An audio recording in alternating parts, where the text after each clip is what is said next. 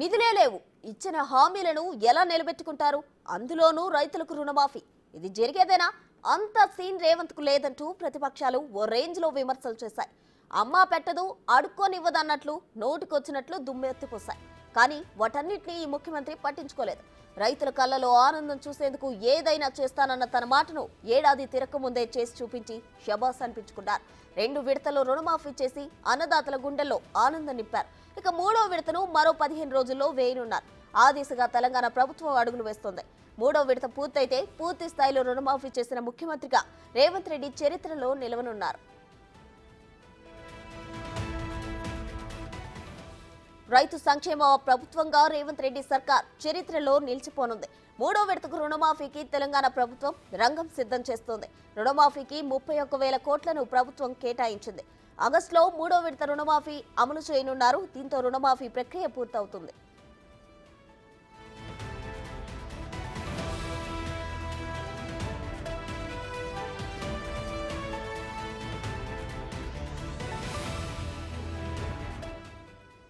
తెలంగాణలో ఈ నెల 18న లక్షలోపు మొదటి విడత రుణమాఫీ విజయవంతంగా అమలైంది. ఇక 2వ విడత 1,50,000 రుణమాఫీని కూడా లాంఛనంగా ప్రారంభించారు.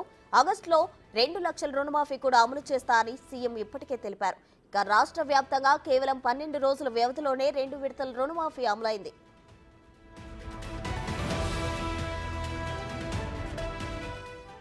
తెలంగాణలో గత ప్రభుత్వం 10 ఏళ్లలో కనీసం ₹1,00,000 రుణమాఫీ కూడా సజావుగా చేయలేకపోయిందనే విమర్శలున్నాయి.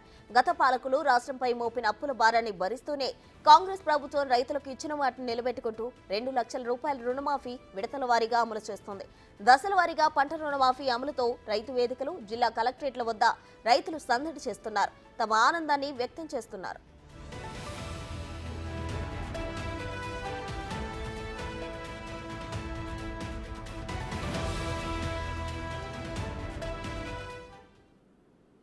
ఇక అన్న మాటను నిలబెట్టుకుంటున్నారు సీఎం రేవంత్ రెడ్డి సర్కార్.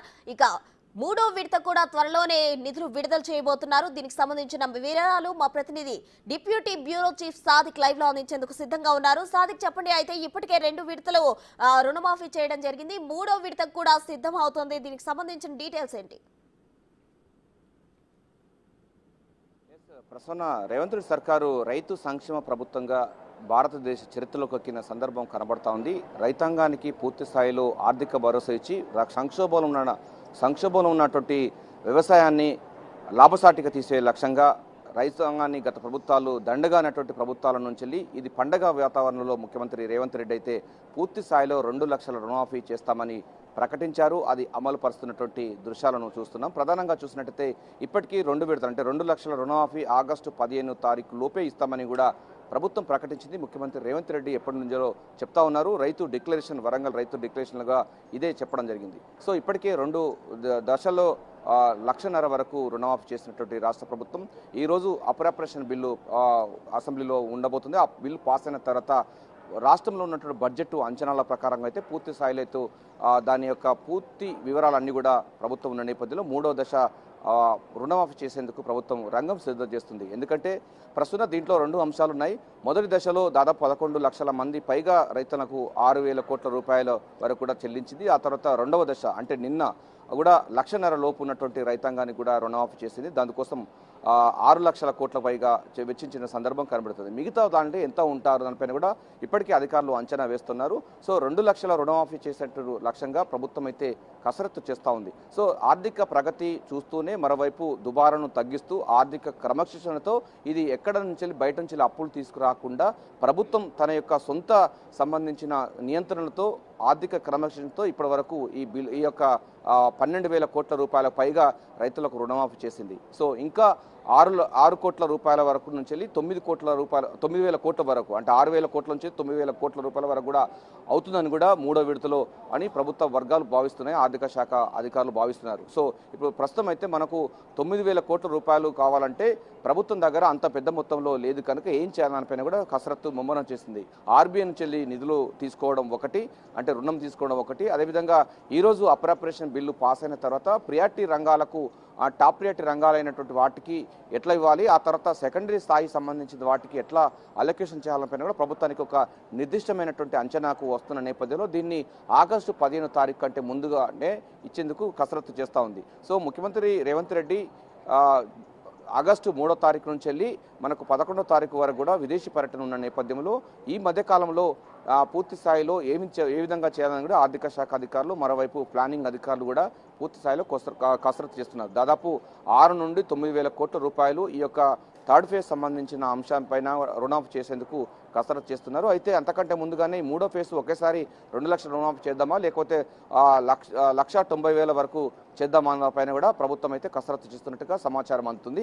సో ముఖ్యమంత్రి రేవంత్ రెడ్డి మాత్రం చెప్పడం జరిగింది, 2 లక్షల రుణమాఫీ ఇక ఏకకాలంలో చేయాలి, ఆగస్టు 15వ తారీఖు కంటే ముందుగా చేయాలని కూడా ఆయన నిర్ణయించడం జరిగింది. ఈ మేరకు ఈరోజు బిల్ పాస్ అయిన తర్వాత తాను ప్రియారిటీ రంగాలకు అనుగుణంగా, అదేవిధంగా కేంద్ర ప్రభుత్వం నుంచి వచ్చిన నిధులు కానీ, లేకపోతే కేంద్ర ప్రభుత్వం నిధులు రానప్పటికీ ఆర్బీఐ నుంచి వెళ్ళి కూడా మరోసారి కూడా రుణం తీసుకొని రాష్ట్రంలో సిఎస్టీ అంటే స్టేట్ ఓన్ ట్యాక్స్ సంబంధించిన దానిపైన కూడా పూర్తిగా కసరత్తు చేసి ఇప్పటికిప్పటికీ 9,000 కోట్ల రూపాయలు ప్రభుత్వానికి కావాలంటే చాలా కష్టసాధ్యమైన నేపథ్యంలో దాన్ని ఏ విధంగా చేయాలనిపైన ఆర్థిక శాఖ అధికారులు అయితే కసరత్తు చేస్తున్నారు. మనకున్న సమాచారం మేరకు ఆగస్టు 11 లేదా 12 తారీఖు లోపు ఈ 2 లక్షల రుణమాఫీ చేసేందుకు ప్రభుత్వం కసరత్తు చేస్తుంది. దీంతో 30,000 కోట్ల రూపాయలకు సంబంధించిన దానిపైన కూడా అంటే రుణమాఫీ కోసం ప్రభుత్వం కేటాయించిన సందర్భం కనబడుతుంది. ఈ నిధుల సమీకరణ అన్నది ప్రభుత్వానికి పెద్ద సమస్య కాదు, ఎందుకంటే ఆర్థిక క్రమశిక్షణతో దుబారును తగ్గిస్తూ మొత్తం డబ్బునంతా కూడా రైతు సంక్షేమానికి వెచ్చిస్తున్న సందర్భం కనబడుతున్న నేపథ్యంలో 3వ విడత రైతు రుణమాఫీకి ప్రభుత్వం అయితే కసరత్తు మరింత ముమ్మరం చేసింది. ముఖ్యమంత్రి రేవంత్ రెడ్డి నిన్న 2వ విడత రుణమాఫీ చేసిన తర్వాత 3వ విడత ఎప్పుడు చేద్దాము, ఎలా చేద్దామని పైన కూడా అధికారులతో సమీక్ష సమావేశం నిర్వహించడం జరిగింది. అధికారులు కూడా అప్రాపరేషన్ బిల్లు ఈరోజు ఆర్థిక అంటే ద్రవ్య వినిమయ బిల్లు పాస్ అయిన తర్వాత ప్రియారిటీ రంగాలను అనుగుణంగా ఆ రాష్ట్రంలో ఓన్ ట్యాక్స్ ద్వారా వచ్చినటువంటి రెవెన్యూను పూర్తి స్థాయిలో ఇతర వాటికి మళ్లించకుండా రైతు సంక్షేమానికి పెడితే బాగుంటుందన్న నిర్ణయానికి వచ్చినట్టుగా తెలుస్తుంది. సో ఆగస్టు 11, 12 తారీఖులోగా రైతులందరికీ కూడా 2 లక్షల రుణమాఫీ కాబోతుంది. ఇప్పటికీ దేశ చరిత్రలో రేవంత్ రెడ్డి సర్కారు చరిత్రకెక్కిందని చెప్పవచ్చు. ఎందుకంటే ఏకకాలంలో 2 లక్షల రుణమాఫీ చేయడం అనేది అత్యంత ప్రాధాన్యత గల విషయం. అనేక రాష్ట్రాల్లో రైతులు చనిపోతున్న పరిస్థితి కనబడుతుంది. విదర్భ తర్వాత తెలంగాణ రాష్ట్రమే 2వ స్థానంలో రైతు మరణాలకు, సూసైడ్లకు కేంద్ర బిందువైంది. ఇది నేషనల్ క్రైమ్ రికార్డు చెప్తున్న సారాంశం.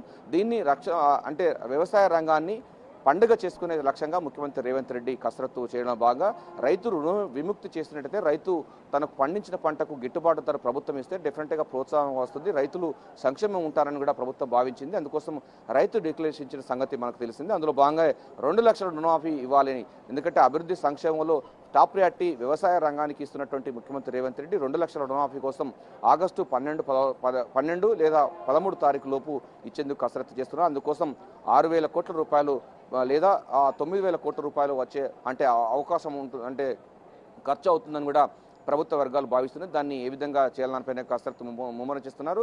2 ఆప్షన్స్ ఉన్నాయి ప్రస్తుతం. అందులో ఆర్బీఐ నుంచి రుణం తీసుకోవడం ఒకటి, అదేవిధంగా స్టేట్ ఓన్ ట్యాక్స్ ద్వారా వచ్చినటువంటి రెవెన్యూను ఇతర మార్గాల్లో మళ్లించకుండా రైతు సంక్షేమానికి ఇవ్వడం అన్నది 2. ఈ 2 అంశాలపైన అధికారులు అయితే కసరత్తు చేస్తున్నారు. టాప్ ప్రియారిటీ ప్రకారంగా అయితే ఈ 2 లక్షల రుణమాఫీ చేసేందుకు కసరత్తు ముమ్మరం చేశారు. సో ఈ రోజు కూడా అప్రాపరేషన్ బిల్ పాస్ అయిన తర్వాత ప్రియారిటీ రంగాలను దృష్టిలో పెట్టుకొని రైతుకు రుణమాఫీ చేసే లక్ష్యంగా అయితే రేవంత్ సర్కారు అతివేగంగా ముందుకు పోతుందని చెప్పవచ్చు. Prasanna. Right Sadiq, thank you.